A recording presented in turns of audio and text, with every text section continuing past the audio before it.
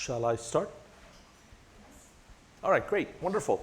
So welcome to lecture 3. So this is where we finished at the end of the last lecture. You know, I want to build up some sort of theory of why CRISPR, immune repertoires are as big as they are.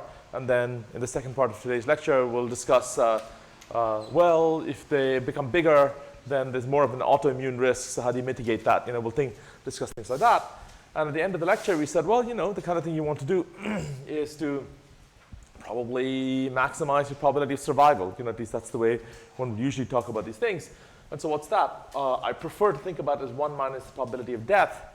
And the probability of death in a viral encounter during an infection is, well, if you have some sort of cocktail of viruses that hits you, well, you take the probability of what the cocktail of viruses is.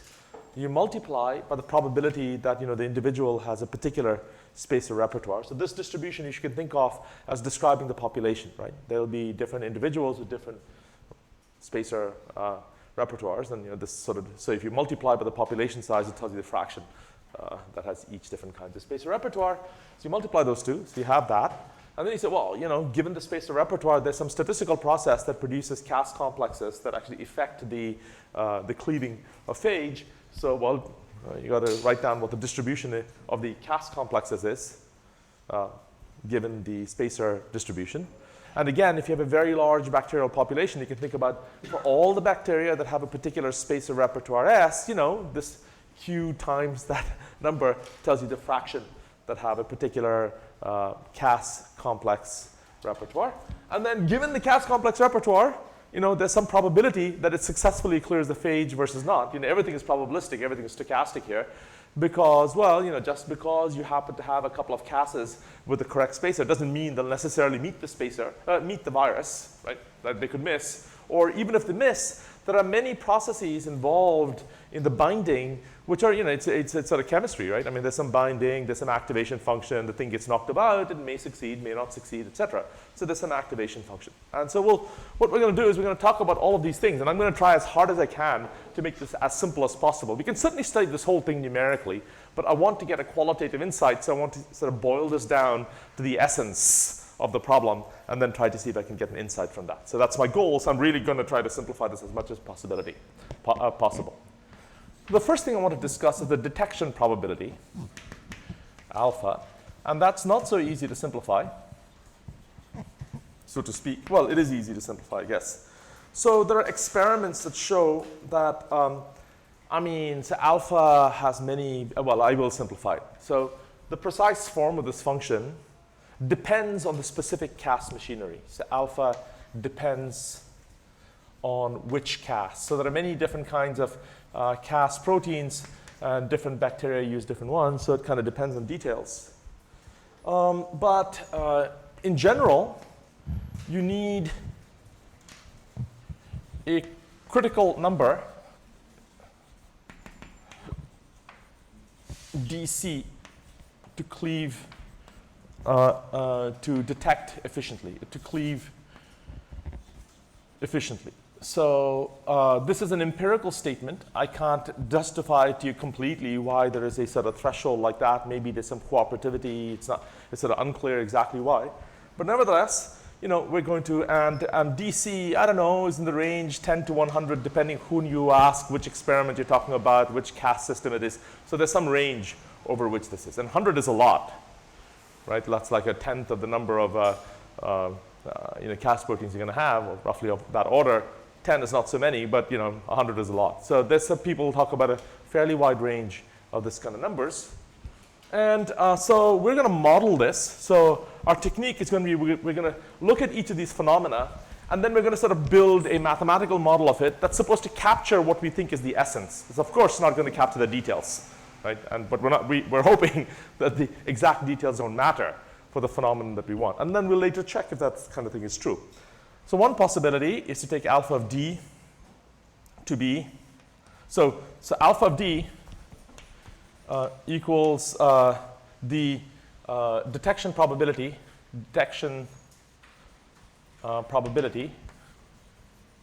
if you have a specific spacer.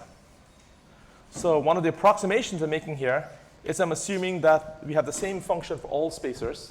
So regardless of which virus and which spacer you have for the given virus, that it's all the same. That's also not really true. In fact, we discussed that, right, in the previous lecture, that there could be differences in efficiency.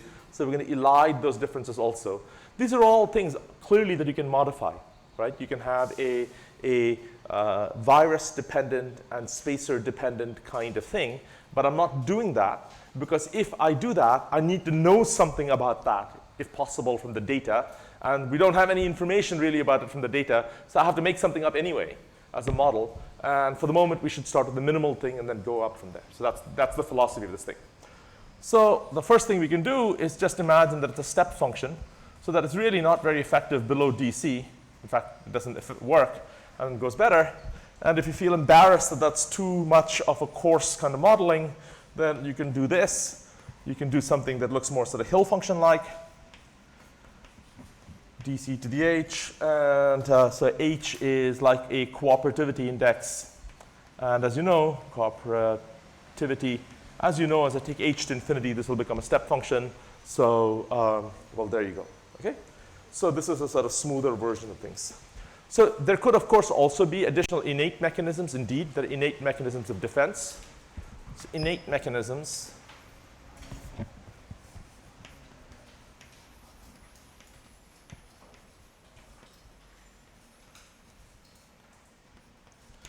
to model that, you can add a constant to alpha. Okay? So we're going to stick with this. So the next thing we need to talk about is viral configurations.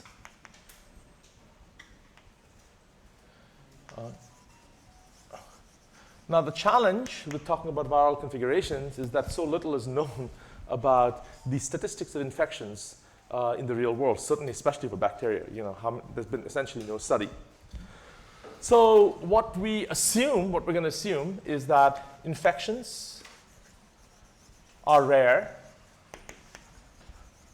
And so they're kind of low probability and independent, in that the idea is that, you know, it's just statistically random which one you pick up from the environment.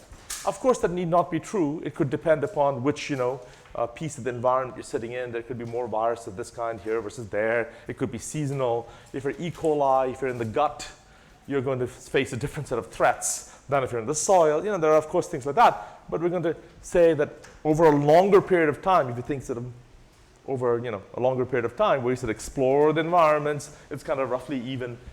It's equally chancey. It's kind of random and independent. We're also going to assume that the probability, for now, of simultaneous infections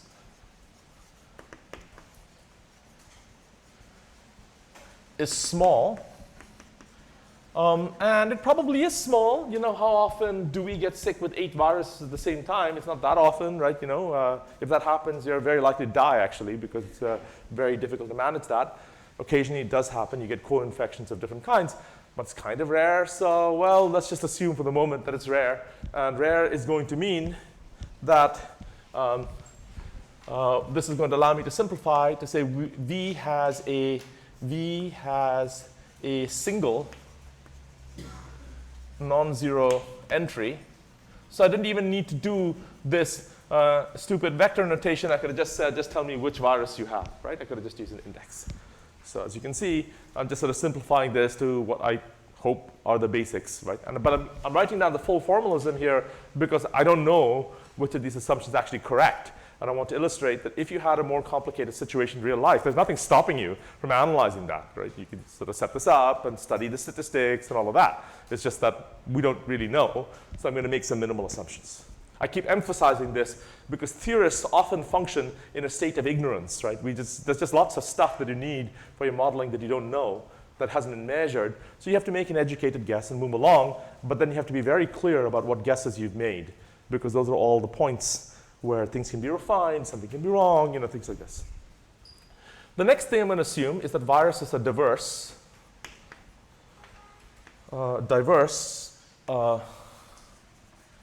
And that basically and I want to think about this in two ways. So, the fact that there are many viruses in the world doesn't matter for a particular bacterium unless you encounter them and unless they infect you, right? So the idea is that over the lifetime of the lineages, there are many, many lineages over, over a year. There are so many generations. The idea is that a given lineage over the generations, over a period of time, has encountered, a fair swath of the viruses that will infect it. Of course, if it didn't, then probably the viruses couldn't survive either because they need to grow, right, on the bacteria. So this probably, you meet the viruses that you're going to, are your threats, and we're going to assume that there are many of them. Partly, I'm making this assumption because with viruses, there's the question of what is a species, if you like, right? Because viruses mutate so readily that any given viral strain sort of looks like a cloud in genetic space. It's a little bit tricky to say what you mean by a virus. So we're going to suppose that we'll also assume that escape mutants are new strains for our purposes, because from the point of view of the immune system, of this bacterium, right? If there's an escape mutant, namely a mutation, point mutation in the protospacer region makes it that your spacer doesn't recognize it anymore. If you do that, then of course, from your point of view, it's a new virus. It's going to get you too. So from that point of view, we can treat it as a new virus. So that's another reason why you should think about lots of viruses for our formalism anyway, right? So in which case, we can take the number k to be much, much bigger than 1. I forgot, so here v equals v1, v2 to vk was the kind of thing. Okay. The next thing we want to talk about is the distribution of viruses. We agree they're diverse, but it could be that, it's mostly 2 or 3 phage, and then there's a little bit of the others or something like that. So again, we don't really know.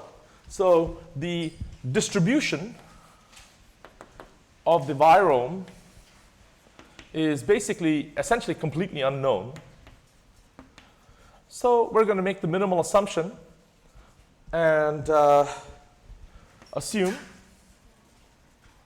all are equally likely and infections occur with probability 1 over k. Okay? In some ways, this is not such a bad way to model a thing, because you can imagine, suppose it's the case that actually it's a highly skewed distribution. So if it's a lightly skewed distribution, well, uniform is probably a good approximation anyway. If it's a highly skewed distribution, so that, there are 10,000 viruses that are kind of common and the others are rare, right? That's a sort of highly skewed kind of distribution. Then, in the terms of this model, we'll take k to be 10,000, right? And then declare all of those as sort of kind of similarly very likely or equally likely or something, and the rest are rare. So it's not so bad to make this. You can sort of just draw the picture of what's common. Basically, we're focusing on the ones that are common and declaring them to be equally likely. It's not an evil approximation to make. Right? I would put it like that. Okay, then the next thing we can do, so these are all facts that we need, to talk about this kind of thing. So the probability of viruses is now, has hugely simplified for us. This is just 1 over k, and it doesn't really depend on anything. We're taking all viruses to be identical in this alpha, right? So therefore, basically, this sum kind of goes away for our purposes. Yay, one less thing to worry about. So we're going to try to reduce this to less and less stuff to worry about is our goal here, right? So basically, the sum on viruses goes away with this approximation. And the next thing we want to think about now, I'm thinking about this thing, the distribution of spacers. So now putting these things together, the idea that viruses are diverse, they're all equally likely, and that over your lifetime you kind of encounter them at the rate at which they're in the environment, we can say that spacers, that basically reduces to a statement or assumption that spacers are uniformly sampled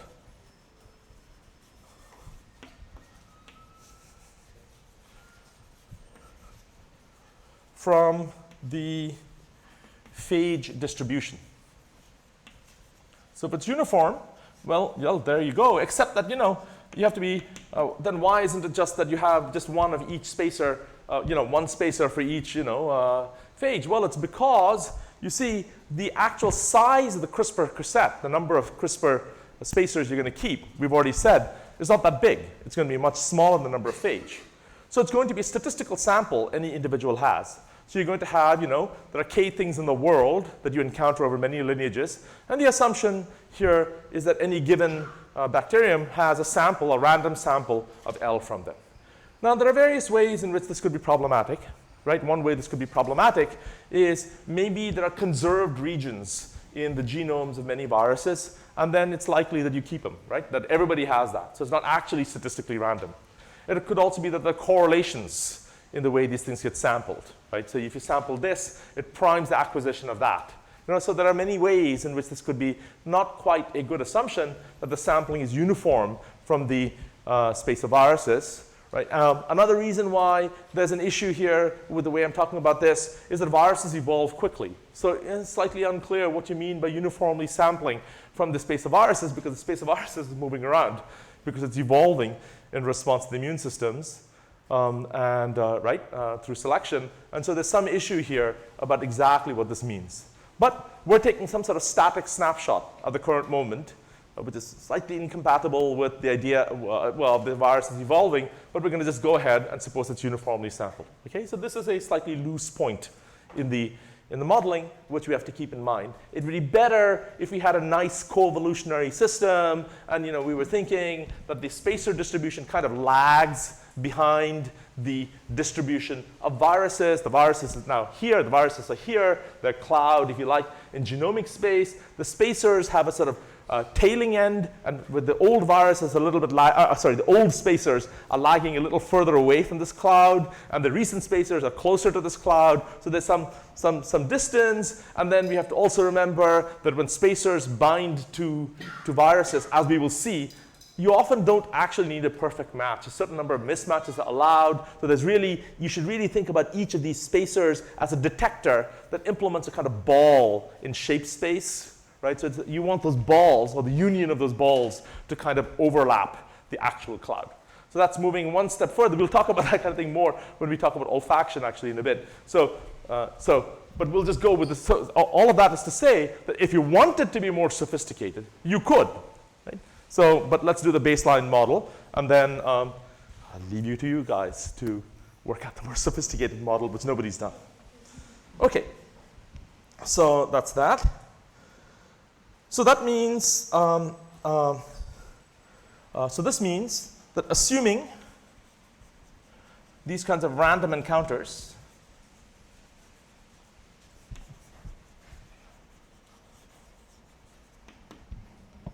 each spacer has a probability 1 over k of being specific.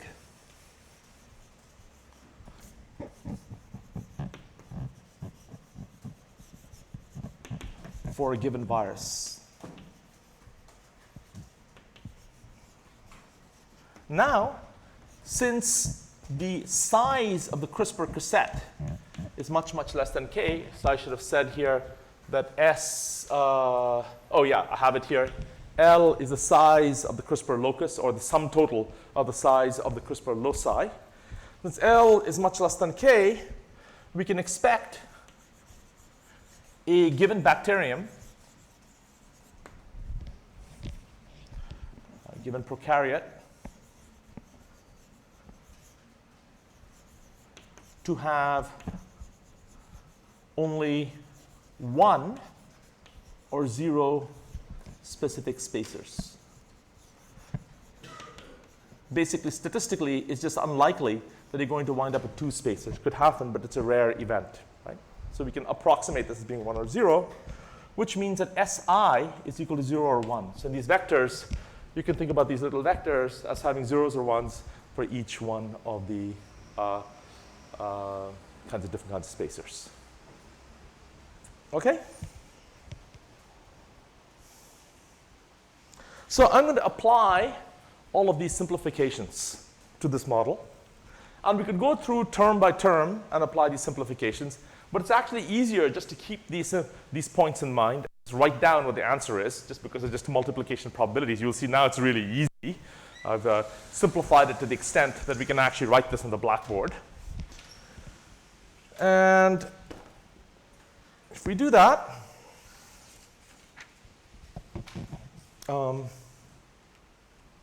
here we go. So I'm going to write down now the simplified probability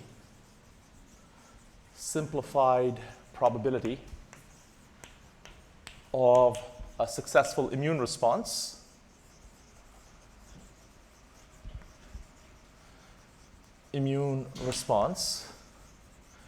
and since it's the same for all viruses, by our assumption that all the viruses are kind of similar to each other, similarly infectious, etc., we can simply say focus on any given virus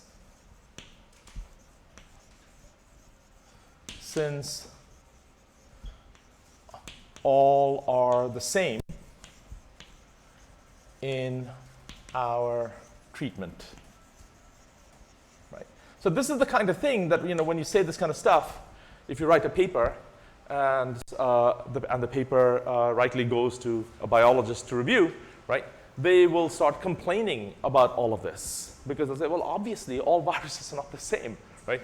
And the answer is, yes, all viruses are not the same. So as a physicist, writing often in sort of biology journals, one of the things that I'm very careful to do is when I say a thing like this, I then explain why I'm saying it, in what senses it's justified, and where the loose points in the model are, but that they should sort of listen to me a little bit more anyway and see if they agree.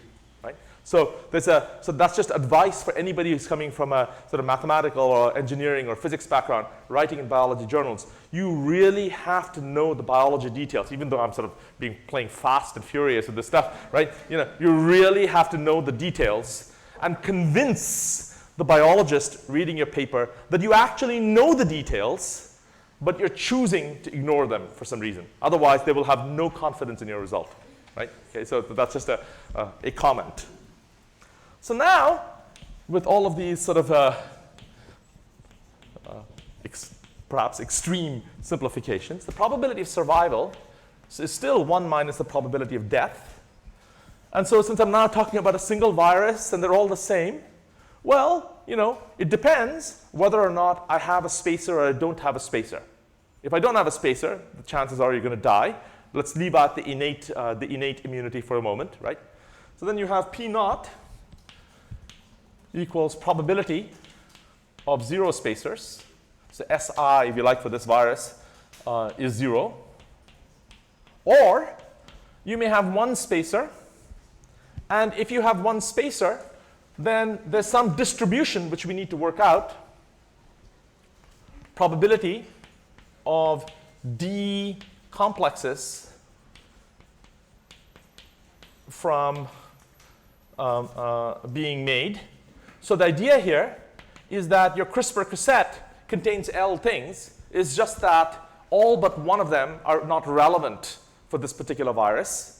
So, so there's some probability that you'll get 1 Cas or 2 Cas or 3 Cas that are relevant for your particular virus. And so that's this distribution of D, I should probably say D specific complexes being made. And then I'm going to multiply this by, whoa, ouch, ow. I hate that. 1 minus alpha of D. And this is the recognition probability, which I wrote down earlier on the previous page. This is now behind that blackboard, right? So this is the probability that you're going to wind up being actually able to recognize the virus if you've got D-Cas complexes. Remember, there was this threshold function of some kind. I put 1 minus that because the probability of failure is 1 minus D. And then I should sum over D, right? Because if you make 1 Cas complex, you may be failing very quickly. Very often. But if you make 10 Cas complexes, maybe you don't fail. So you should sum over the statistics of how many Cas complexes you have. Good. So this is now easier. So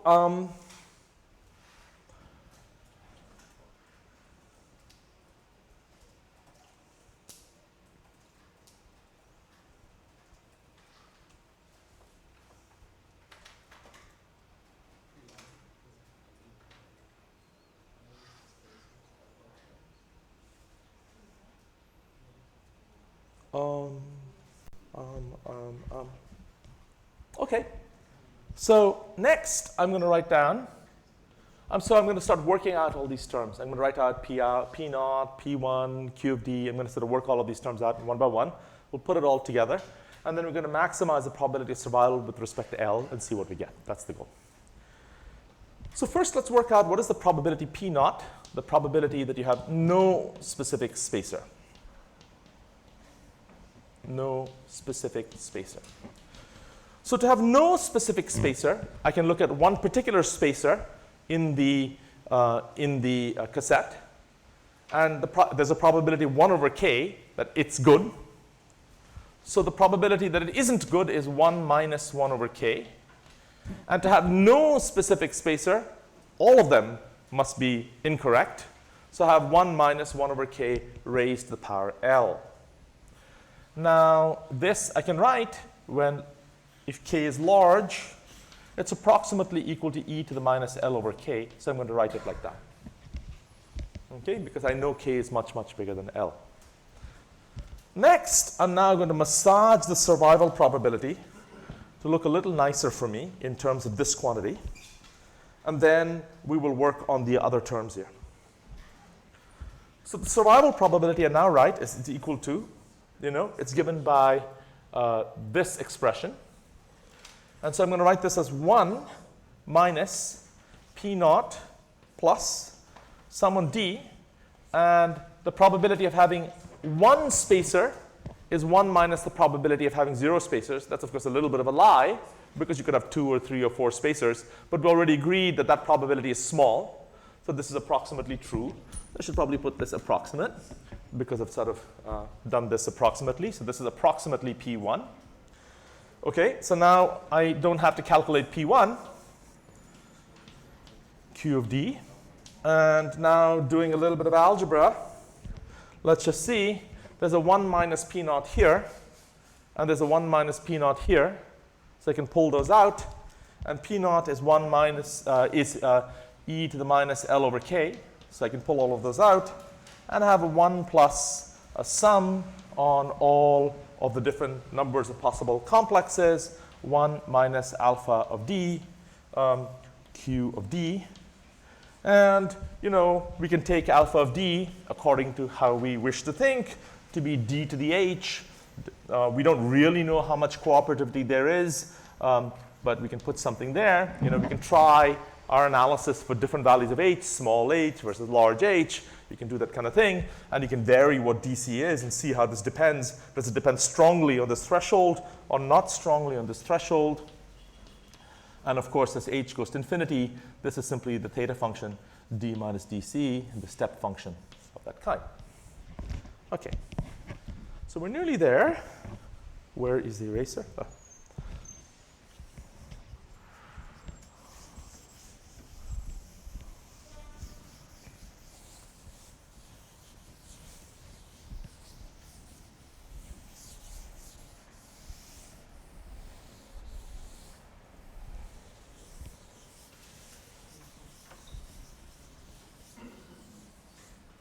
OK. Oops. So, all right. So now we want to work out Q of D, which is the probability of making D specific complexes.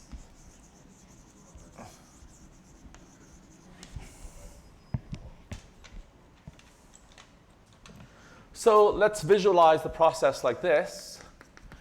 Here are my NP Cas molecules. Here are my L spacers. And I'm going to assume that this thing got transcribed, and it's floating around. You've chopped it up, it's floating around. And the Cas comes by and grabs a spacer. and it's going to do that sort of with uniform likelihood.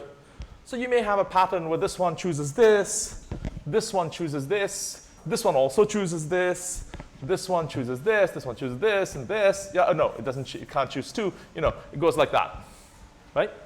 Or maybe both of these choose this, and then this. You see what I mean? It's some statistical process like this.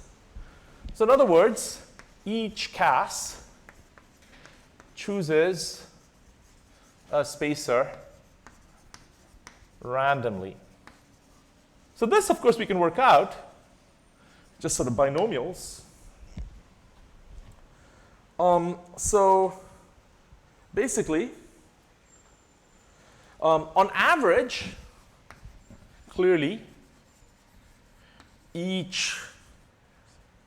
on average, the spacer of interest to us, let's say it's this one, you know, that's the one that's specific to our virus, of interest,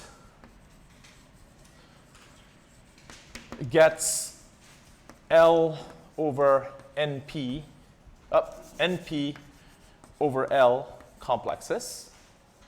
That's going to be the case in average. Of course, the average should be less than 1. But there are fluctuations from individual to individual. And that's going to be that the probability of having D Cas is going to go like this. So suppose you have D Cas that are specific. That means D of the Cas molecules chose my interesting spacer. The probability that any one of them chose that spacer is 1 over L. So the probability that all D chose this one is 1 over L to the D. We also need to require that the remainder of the spacers do not choose this one. So the remainder of the Cas have L minus 1 choices of where to bind. And they bind to each one of those with a probability L, 1 over L. So that's L minus 1 over L raised to the power NP minus D, because it's the remainder of the Cas that are binding to those things. And there are many ways of achieving this result. In particular, the NP choose D ways of achieving this result. That's the combinatorial factor out front. So fine, that's the answer. And then we can send NP to infinity. Oh wait, let me write this down here. This is D Cas bind. This is NP minus D Cas don't bind to our spacer number of choices. Number of choices. So putting this all together, we can take the NP to infinity limit. This is a binomial distribution, and it's well known that a binomial distribution goes in the large limit to a Gaussian. So we know that there's going to be a Gaussian distribution, and so there's going to be a normal distribution. You can check that from the limit. With a mean of NP over L, indeed, we knew it had to be NP over L, the mean. But it has a pretty substantial standard deviation, which is also NP over L. So a normal distribution with mean equals standard deviation equals NP over L. All right? So we are now one step away from what we want to do.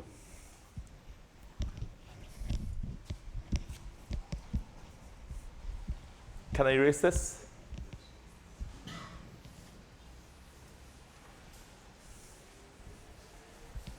Actually, the correct technique, I guess, is to move this over, then erase that. It's too hard to think about. That isn't the correct technique? But I don't think there's an optimal. Because you begin in that order, with the sliding one to that side, then you move to that one. And nothing important. No, these things are very important. You're talking about strategy. If I were a bacterium and this matters to my... Well, I So you write on this board, So then you move it to this side.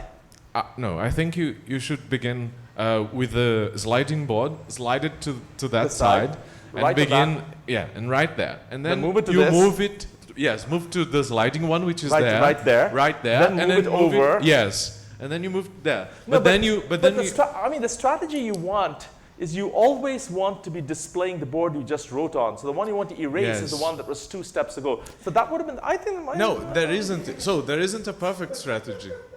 So that's what I meant. It's because this is an odd number. This is like, I agree, Yes, I'm agreeing. It's precisely. because it's 3. Yes. If it were 4, we could solve this problem. Yes. So the only good thing you could do with this board would be like, oh, I want to write some informations back there, keep them there forever during the class. And And every once in a while open it, and then you can sort of flash the information Yes, and put it back, like ta-da. Okay, interesting. Well, if we ever build new blackboards in our department, I will insist on 4. Yeah? Standard deviation.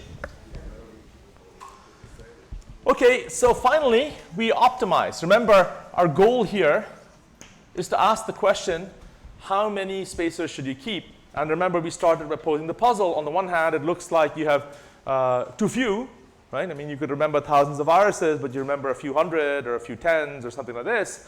And then on the other hand, it looked like you have too many, because if you were doing the co-evolutionary chase, then, well, you only needed like half a dozen.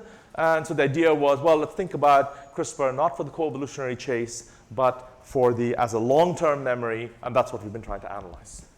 So we want to evaluate dp survival, dl equals 0. So I'm going to do the after some calculation thing, which is that I'm not going to do the calculation on the blackboard. Involves some approximations and doing some stuff like somewhere there's a sum on the number of complexes. It's easier to do that as an integral, so there's a little bit of playing around with the math you need to do. Or you can do it numerically, and you will find the following thing. So long as L over NP is much, much less than 1, which is an assumption we've made. The CRISPR cassette is much smaller than the number of Cas proteins you have. You find numerically and analytically, you can show. So the analytically is you solve it in general. Numerically is you plug in different choices for DC and all these parameters. You just plug them in and you do that again and again. You will find that the optimal cassette size scales as some constant times NP, which is the number of Cas complexes, DC, which is the threshold for detection, right? The threshold for detection, raised to the power beta, where C and beta are numbers that are very close to 1, but it sort of depends a little bit on exactly how many, what the NP you chose is, and what, it depends a little bit on details on how many viruses and things. But it's numbers close to 1, so it'll be like 1.1 or 0.9 and things like this. So I'm going to just call them like 1. Okay? So we can draw a picture like this. So if you do the plot, you find here the number of phage types.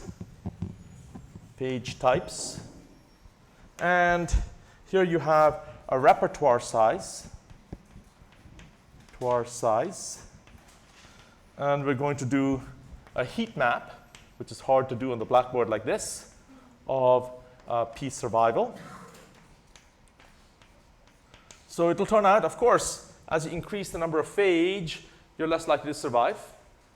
And but what you find, you might have thought that as you increase the repertoire size, that you're more likely to survive. But actually, that's not true. So I'm going to draw a contour plot.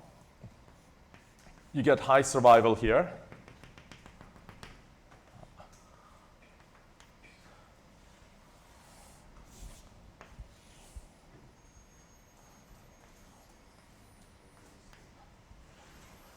So the sparseness of the lines is supposed to indicate decreasing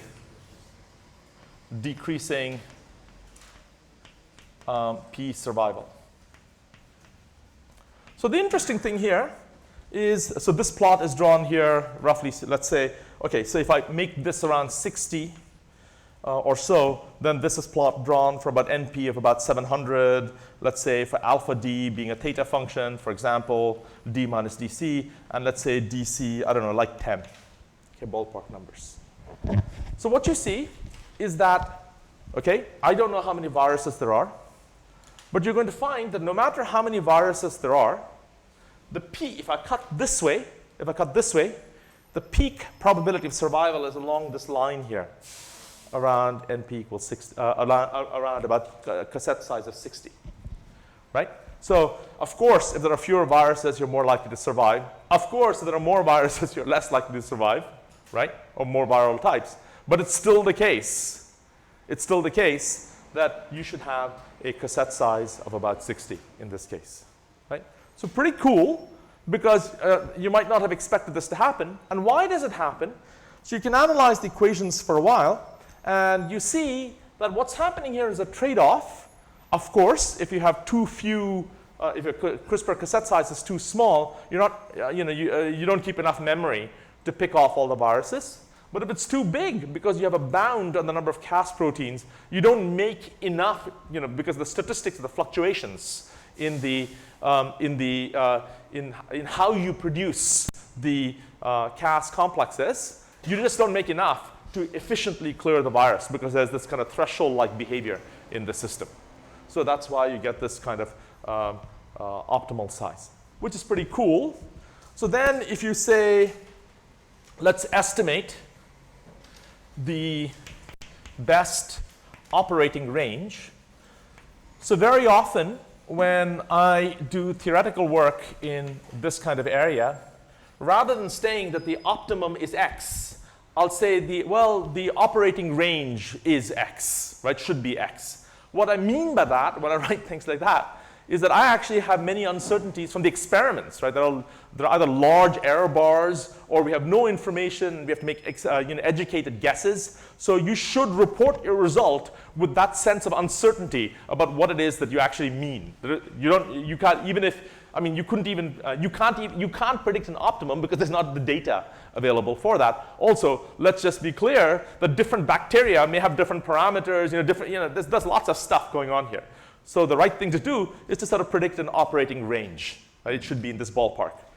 So we're going to assume that K, the number of viruses, is much, much bigger than the number of Cas proteins. That's been embedded throughout these analyses. That's totally reasonable. The number of Cas proteins is much, much bigger than the cassette size, which is, of course, bigger or much bigger than 1. Okay? So then also we've assumed here a reasonably sharp threshold in alpha of D. I'm just specifying the stuff that has gone into this kind of thing. So then you get L star being like NP over DC, because over some substantial range of parameters, C and beta turn out to be about 1. That's a numerical evaluation of these parameters. So what do you get? Well, if I take this to be like NP is like, I don't know, 1,000, it'll be a few thousand. And DC, according to the literature, it's like 10 to 100, hard to know exactly. Then you're going to get this to be about 10 to 100, which is, well in the range of what you see. This is like most bacteria have a few dozens, like, they'll have 50, 60, 70, stuff like that. Some will have more, but of course you can easily accommodate more here. If you have 2,000 Cas proteins, and this goes up to 200. You see what I mean. So it sort of depends on how many Cas proteins the individual bacterium has. Of course, this gives many avenues for testing this kind of theory, right? So in this kind of theory, if you have more Cas proteins, if L star is bigger, then that should probably correlate with a smaller threshold for detection DC, or a larger number of Cas proteins in this particular bacterium, right? So these are all things that you can check to get some confidence in the basic framework of the theory. And so if the basic framework then pans out that indeed those correlations within the size of the cassette and these parameters works out, then you would go back to the beginning of this analysis and then really start trying to describe the details with greater care. We're not there yet in the field, but that's what you would do, right? First you check that this relationship roughly works across some bunch of species, and then go back. Okay? Great. You said you were looking forward to a ballpark prediction. There's your ballpark prediction. Good. So that completes this particular unit, and I want to move to the next one. Also still talking about CRISPR. Can I move on? Questions? You look a little bit dismayed.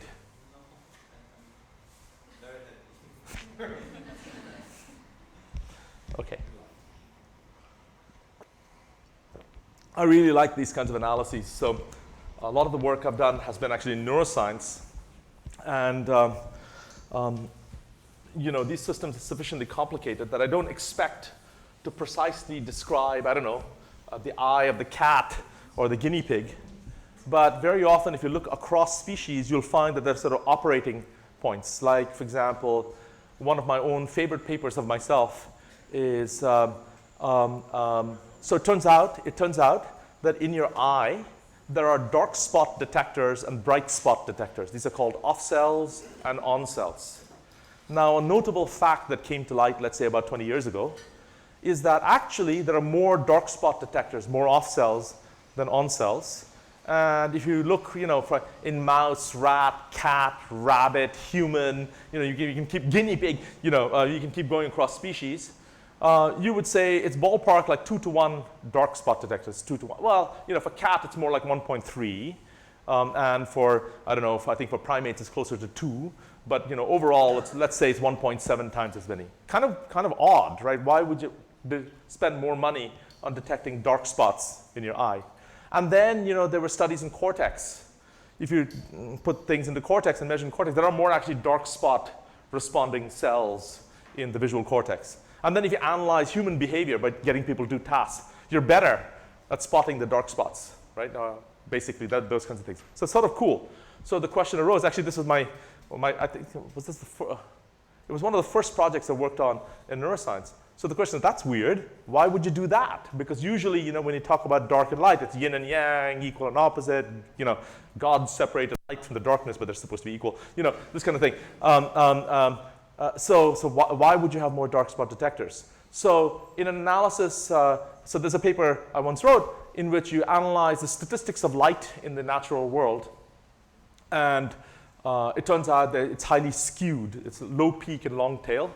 And there are also correlations. There are scale invariant correlations. And if you put these things together and ask what is the optimal detector array for this, it turns out you should have more dark spot detectors.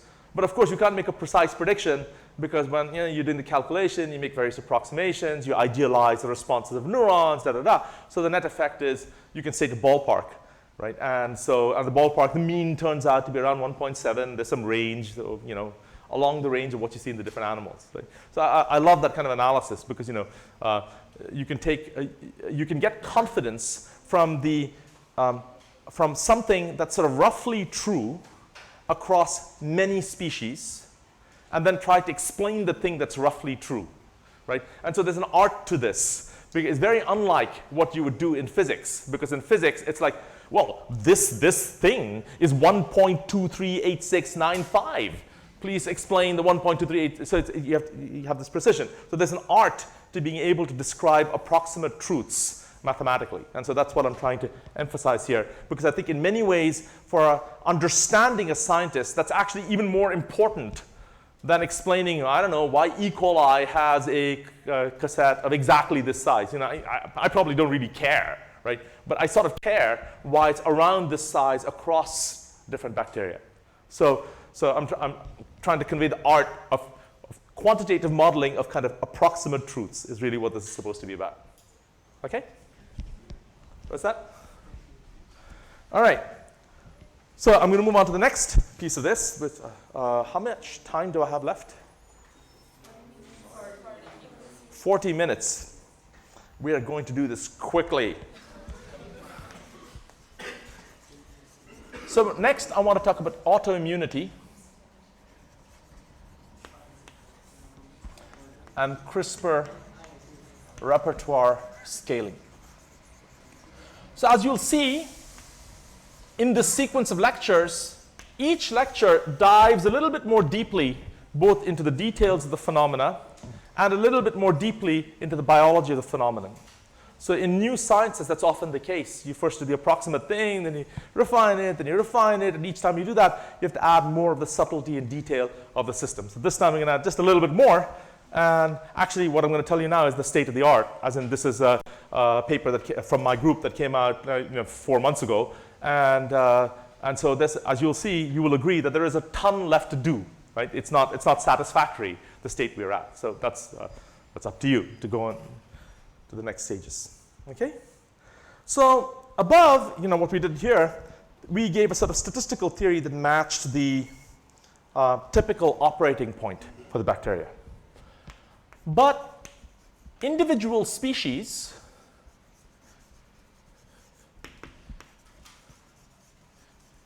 vary widely in L.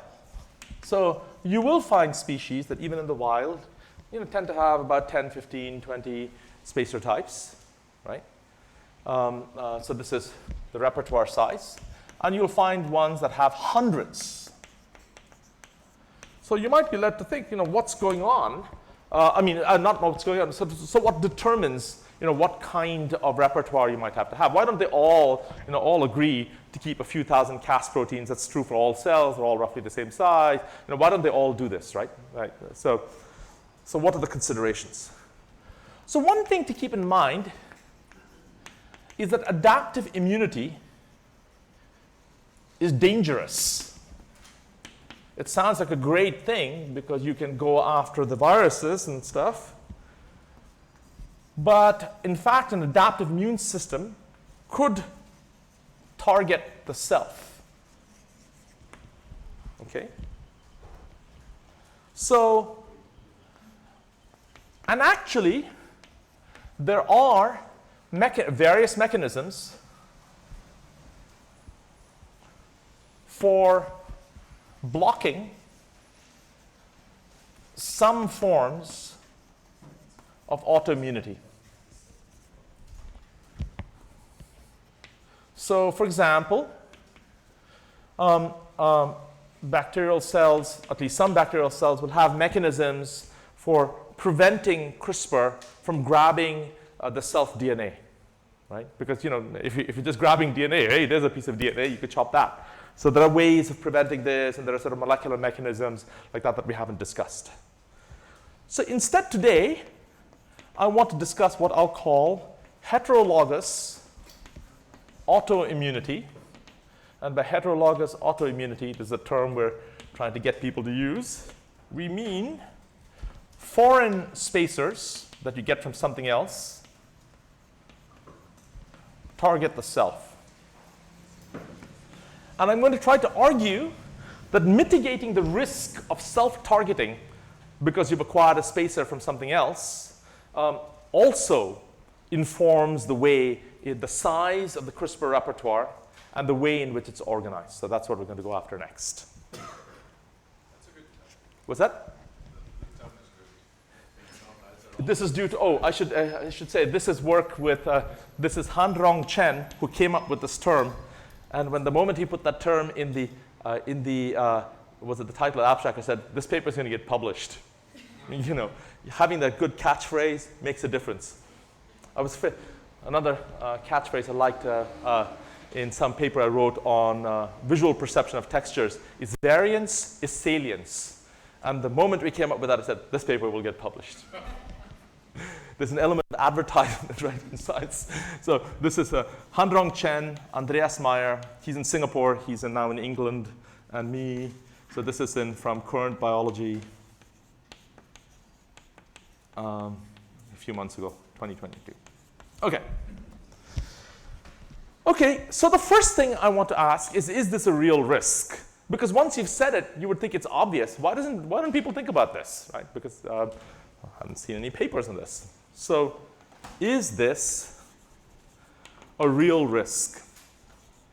So let's start out by doing an estimate of the risk posed by heterologous autoimmunity to see if the bacterium should even care, right? Because very rare events, probably don't matter. So let's suppose that the spacer, a given spacer, is LS base pairs long. and that there is a PAM of length LP. Remember, the PAM is the protospacer adjacent motif, and some kinds of CRISPR require the presence of a PAM to do the recognition. Right? Some don't, in which case you can set LP to 0. So exact match, an exact match at a given position in the bacterial genome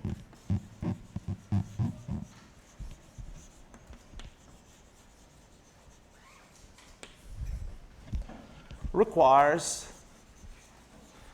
L equals LS plus LP complementary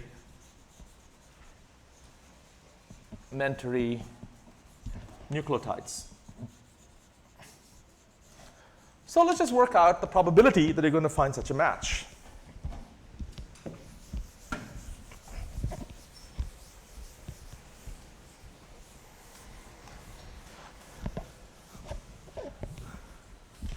So just to comment on the sort of writing in science, it's actually, I think it's very important to write well. And that paper I wrote on the, this is just an aside comment, on the dark and bright spots, my collaborator, who was a neuroscientist, wanted to start the paper with saying, he wanted to write it like this: when God divided the light from the darkness, the division is usually presumed equal. Likewise, the Zen circle, and went, beautiful. The first reviewer said, this is not way to write scientific paper. So we had to remove it. No sense of fun, that guy. And I'm sure it was a guy. Okay, all right. Okay, so now we suppose the genome length equals L, and that's much, much bigger than L. This implies that there are L minus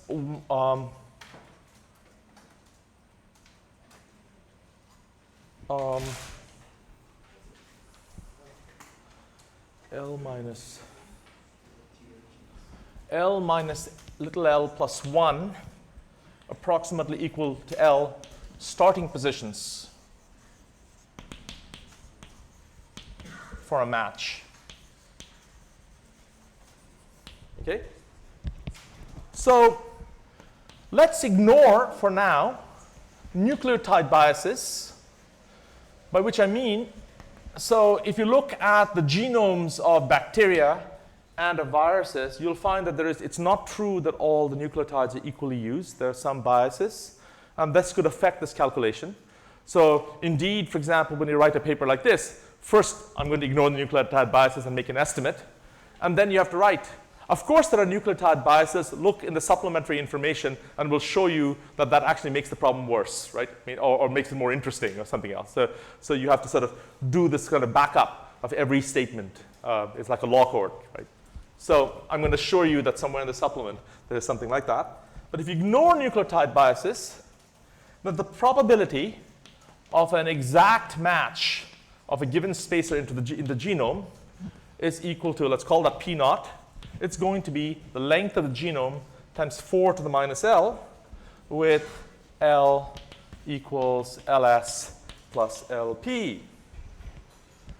So for E. coli with CRISPR type 1E, and you'll see that in this talk, I'm going to start actually specifying, CRISPR type 1, CRISPR type 2, etc. And actually, I lied. This meant there's CRISPR type 1, E, F, C, etc. 2A, 2B, 2C, 3A, 3B, 3C. There's actually many subtypes that are actually different from each other. So great. Well, so I'll start specifying differences between these things in a little while, because that'll be, for this talk, now it's starting to become important to get the details straight. So for E. coli with CRISPR type 1E, the length of the genome of E. coli is about 5 times 10 to the 6 nucleotides. LS for type 1E is 32 nucleotides. And you'll see I've chosen this example for a reason. For CRISPR type 1E, indeed, the spacers are like 32 nucleotides. But there are other kinds of CRISPRs which have a very, very wide distribution. You can get spacers of size 25. You can get spacers of size 38, for some of the type 3 ones. And then you have to start thinking about what did you even mean by saying the spacer length, things like this. There's a distribution. There's more work to do. Right? So, but that's why I chose type 1e in this case, because I can tell you what the spacer length is. And LP, in this case, the PAM length is about 3 nucleotides. You can plug these things in, and you find P naught goes like 10 to the minus 15, which is absolutely negligible. And it's negligible because even if you multiply this by whatever it is, 100 spacers, 10 to the minus 15 times 10 to the 2 is still a ridiculously small number. It's okay. You can suffer this risk.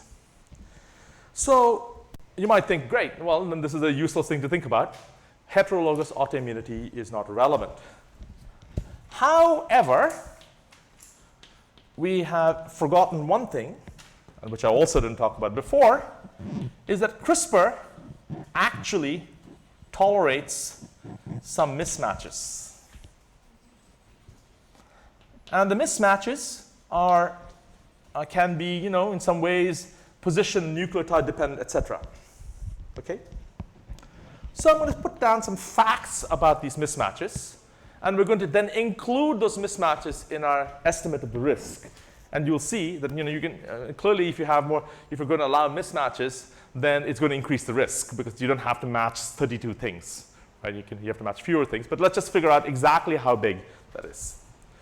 So the first thing you realize is that PAM mismatches appear not tolerated.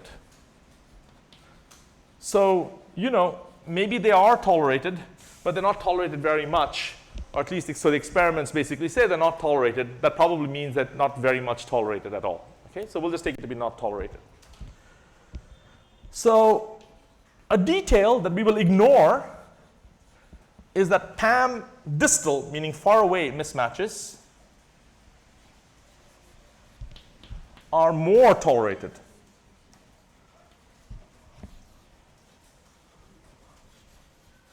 I'm going to ignore this because we'll have plenty to deal with already. And so we're going to ignore geography on the CRISPR cassette. Then it appears that up to about 5 mismatches, so I'm just going to put a series of kind of disparate facts, are tolerated in type 2 CRISPR. Okay?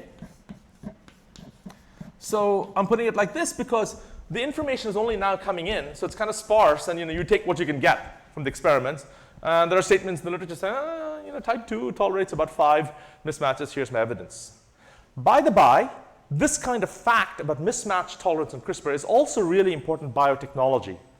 Suppose you're trying to edit a person's genes to fix some issue someplace. Well, if you tolerate mismatches, you could go by mistake and edit the wrong gene. And this would be a disaster, right? You'll kill the person. So these kinds of things are very important technologically too. Actually, a lot of this literature that we dug out, partly they're interested in this precisely for those kinds of, biotechnology and gene editing applications. But we're just using it to think about this as, why things are the way they are in terms of its real function, CRISPR's real function as an immune system. Okay? So then there is a data in type 1e systems. In type 1e, it appears that errors are tolerated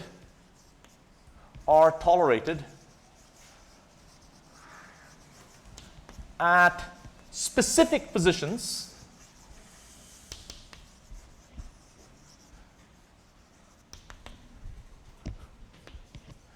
with 6 nucleotide periodicity. So that's strange. Presumably this happens because the machine that's doing the matching has some little widget that's kind of looser in one location, so it's sort of happy to tolerate some mismatches. All right, okay.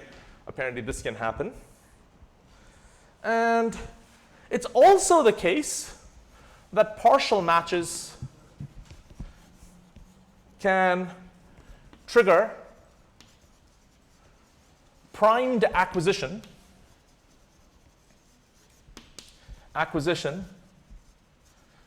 which then leads to autoimmunity. So in other words, suppose you don't fully match your own genome, the host genome, it may happen that you sort of partially match it, and this priming thing happens, and then you actually grab a piece of the genome, and then you kill the cell. Right? So that can happen.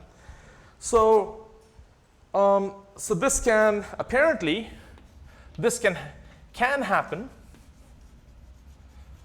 with up to 10 mismatches in some systems. So clearly here, there's a diversity of different kinds of errors that can happen that are specific to the different CRISPR types, etc. But I'm trying to paint a broad brush theory of the system.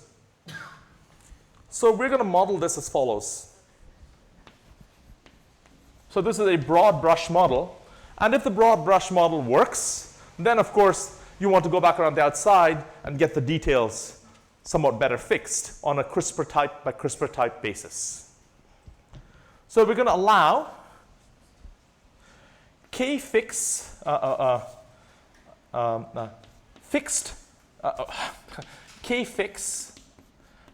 position mismatches, because that's clearly one class of mismatches. So I imagine that this particular CRISPR type, I'm allowing, in certain places, that I'm allowing mismatches. It's given. And then I'm going to allow kvar, variable position mismatches. And now we would like to know, if you have this kind of thing, what happens? So this will increase the per spacer self-targeting probability. And we're going to work that out, how much it increases it. And actually, there are two key calculations in this. One is working out that probability, and we're going to do that in a style similar to that in sort of lecture 2, so to speak. And then we want to say, how do you mitigate that? And we'll then build a dynamical model a little bit more in the style of lecture 1. Not exactly, it'll be simplified compared to that. And so we'll put the two approaches together to come to our conclusions at the end of the day. Okay? So we're going to parameterize this as follows, that the self-targeting probability is P0, which was the bare probability you had, times some combinatorial factor, which depends on the number of fixed variable mismatches and the length of the PAM, and the length of the spacer. So this is equal to L times 4 to the minus L, that was P0, the probability of of matching if no mismatches were allowed, and then this enhancement factor alpha of k fix, k var, and L. So my next step now is to work out that combinatorial factor, because that's the enhancement in self-targeting that comes about because of mismatch tolerance by CRISPR.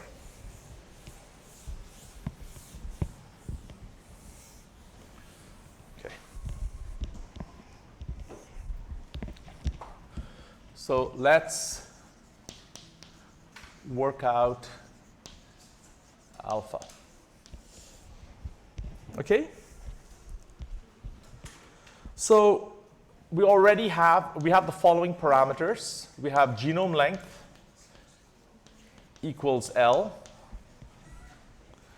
spacer plus PAM length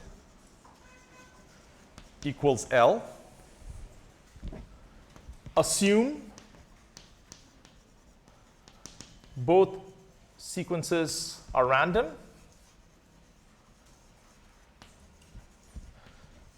This is not, of course, really true, because there are nucleotide usage biases and there are correlations in genomes, etc.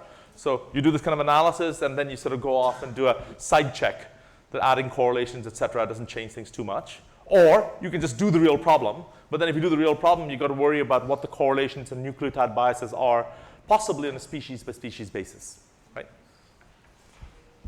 Okay? So we assume both are random and uncorrelated.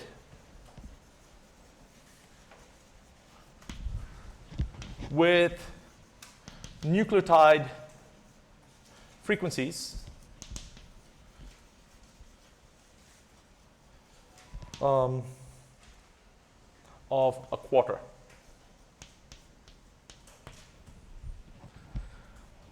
So also in a length L genome,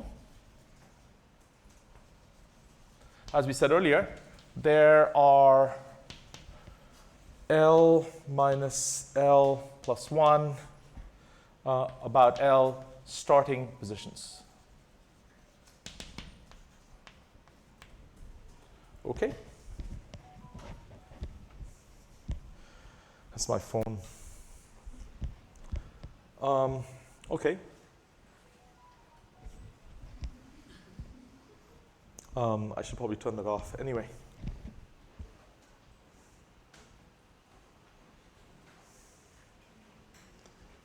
Okay.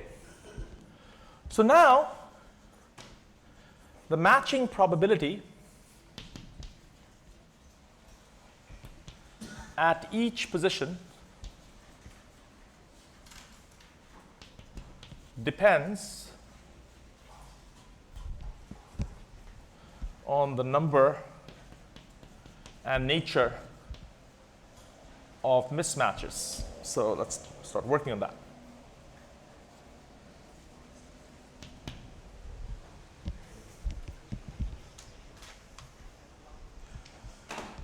So we're going to assume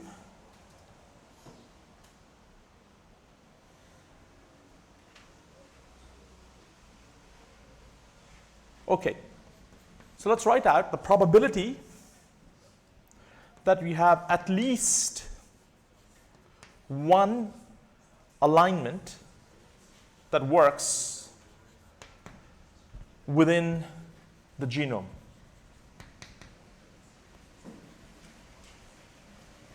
Okay? So the idea is we're going to work out the possibility. So let me see if I can do this right. Let's call this matching. Okay, let's name this the matching probability at each position. This is PM. Okay? So this is PM is at this position. What is the probability? And the probability that, suppose at any given position, the probability of a match is PM. Then the probability of at least one alignment within the genome is 1 minus the probability of no alignment anywhere. So that's 1 minus PM raised to the power L minus L plus 1, like that. And so looking at this, PM is small, right? The probability that you will actually get a match is not going to be 1. It's going to be some small number. So we can expand this in a series, and we find this approximately LPM. Okay? So this is using PM less than 1, and L, the spacer size is smaller than the length of the genome. Okay. So if you have no mismatches allowed, we already said PM goes like 4 to the minus L. So now let's work out what this match probability at alignment probability at each position is if you allow those mismatches.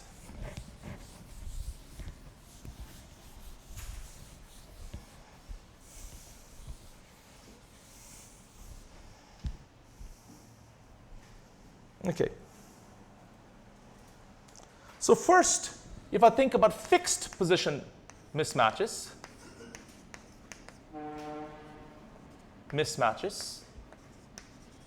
and ask what is the enhancement in the matching probability if I'm allowing a certain number of fixed position mismatches? Well, the point is that at each location, I can have 4 different matches where previously I was only allowed 1. Right? So where previously counted 1, I get to count 4. So this is at k fixed locations, I get 4 to the k fix. So this is alpha fix. So you're going to get an enhancement in your match probability by 4 to the power k fix. So the variable position mismatches is a bit more complicated.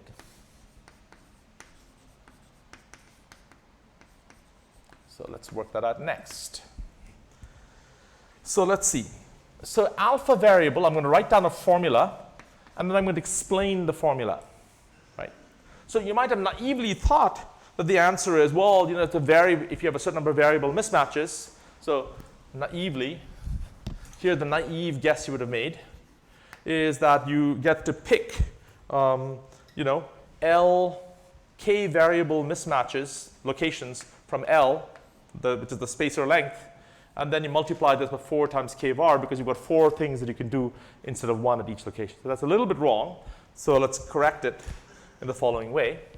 If you are allowed variable mismatches, then you can have anywhere from 0 to k variable mismatches, and it still counts. Right? You can have 0, 1, 2, 3, 4. Now, if you have I mismatches, the number of locations that you can put them as L choose I. So this is the locations of mismatches.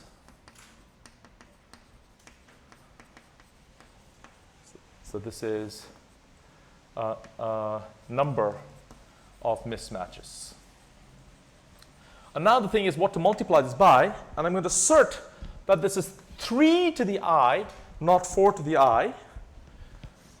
This is not 4, because the 4th choice is a match, not a mismatch, and is already included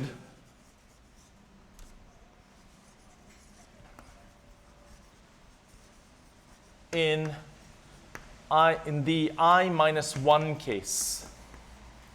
So the easy way to sort of see that that's correct is imagine the case I equals 0, which is the perfect match.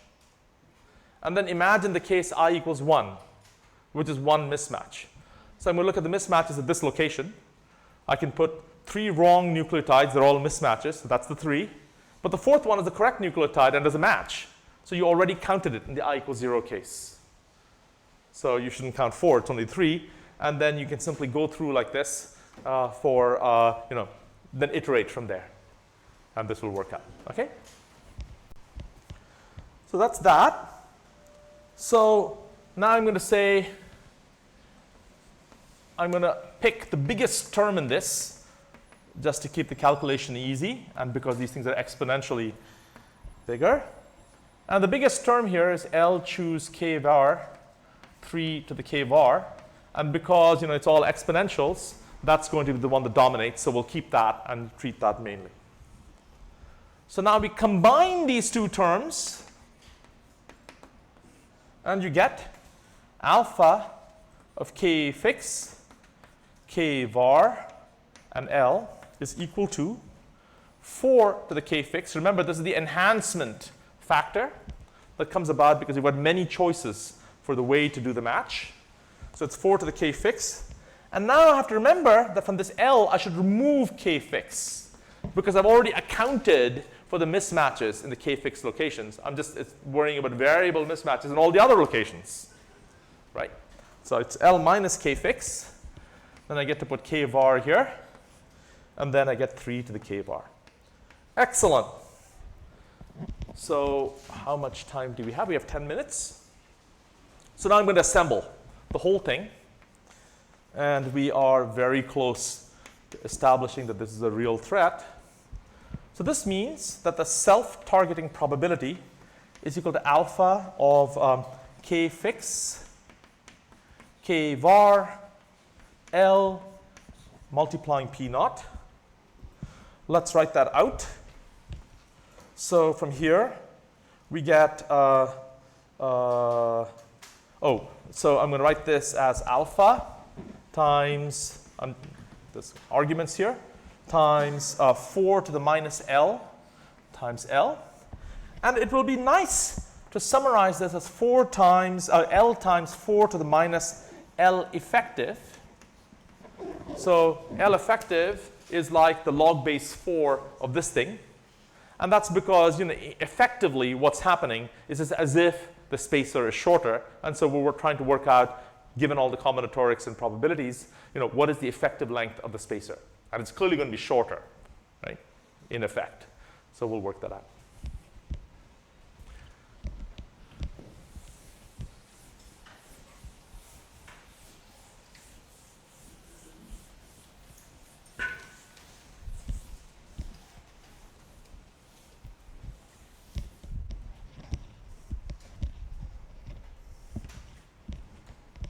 So I'm going to work out L effective.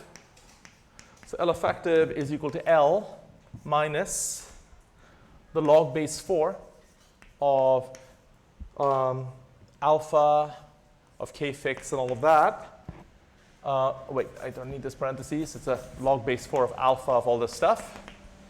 So now let me remind you of one thing there. It's L minus log base 4 of 4 to the power K fix. L minus K fix, choose K var. Now times 3 to the K var. Okay.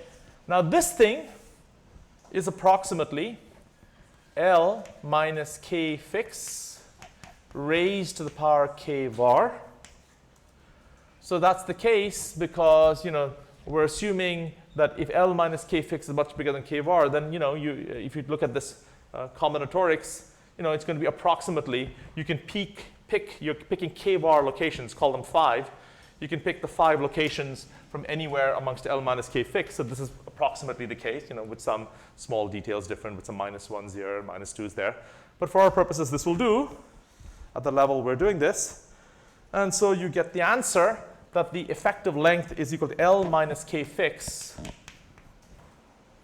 minus K var, the number of variable locations, corrected by a factor which is the log base 4 of 3 times L minus K fix. That's approximately the case.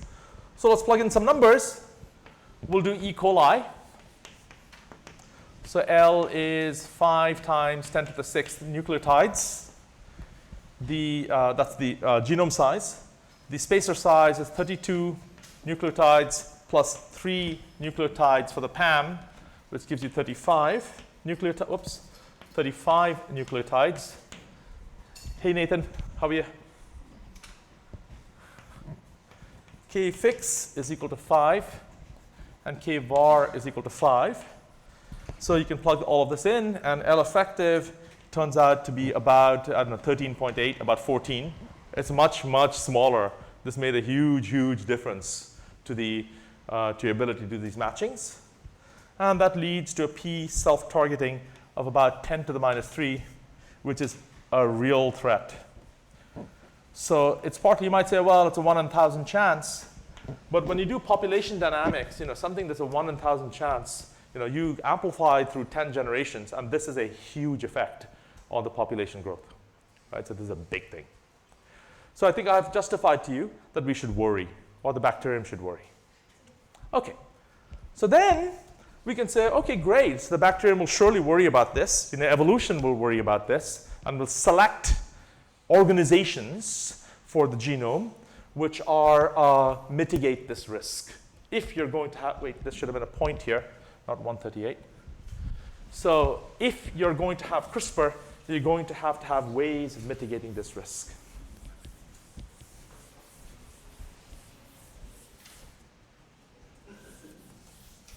So I think I have like 3-4 minutes, yes? So I'm going to use that to set up for the next lecture. And the next lecture, we're basically going to finish this to determine some rules organizing the optimal repertoire size. And then I want to switch and start talking about olfaction for the remainder 1.5 lectures, using similar kinds of ideas to think about the olfactory system. Okay? So now the next thing is we want to ask about how you balance broad immunity, which means you would like to have whatever number of spacers you want, maybe a larger repertoire, against autoimmunity. So that's what we're going to go after now.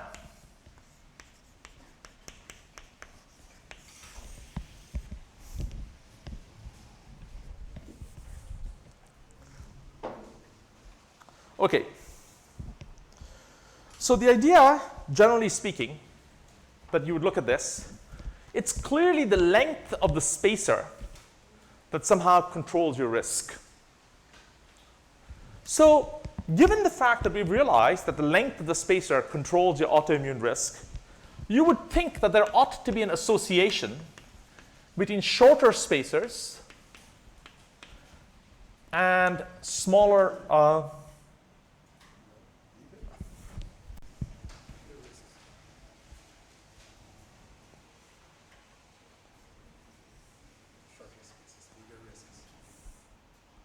shorter spaces should be bigger repertoires, right? No, shorter spaces, bigger risks of autoimmunity. Yes. Yes, excellent. So that leads to bigger risk. So which leads to a smaller repertoire. Because there are two ways, we should say, of reducing your risk. You can just have fewer spacers too. So there should be this association. For a moment there, I thought I got it reversed, in which case the whole paper is wrong. So this should be the case. And just to put the other point, a bigger spacer has a smaller risk. And a smaller risk should allow you to tolerate a bigger repertoire. So we want to know if there is an association between spacer size and the repertoire size. Now, at this point, we've done enough theory actually to do data analysis, right? We could have gone now and found the sequenced genomes of many, bacteria carrying CRISPR, and then just check, is there such an association? So we could do that. But let's not, because we could figure out, we could first try to see if we could get a little bit more from the theory of what is the predicted association between these two things, right? Because it can be associated in many ways, right? It could be growing quadratically, it could be growing linearly, it could be growing in many different ways, right? So is there anything we can say about what this association should be? So can we predict this association mathematically and then check in data?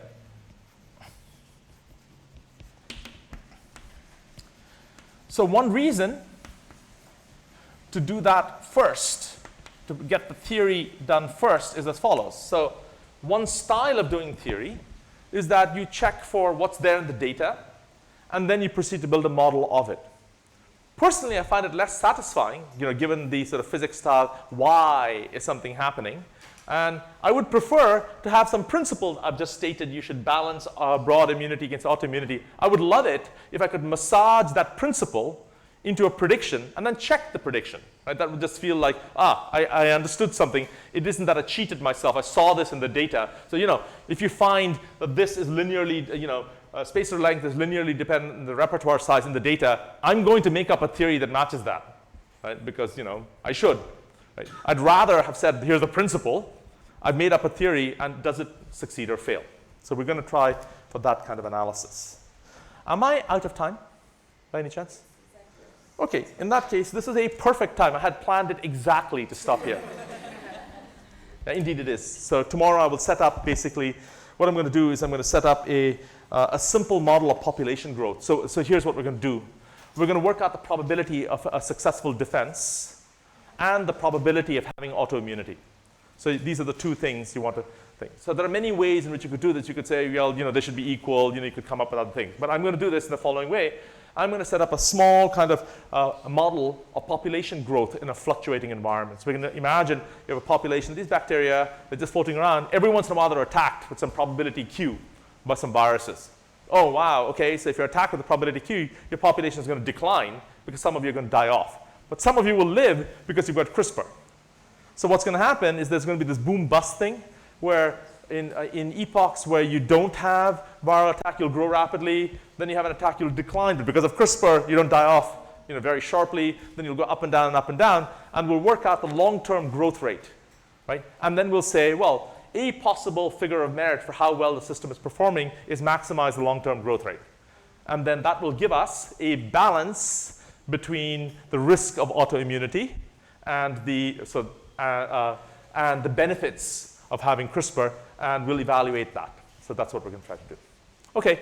I'll say one more thing. So what we're going to do is we're going to discover a beautiful relation that will turn out to be there in the data. And then we'll finish by asking what is the mechanism that the bacterium uses to actually implement the relation that comes out. And then that's when we'll have to start now then digging a little bit more into the actual details of how CRISPR is organized. And that's where I'll stop with this. OK, great.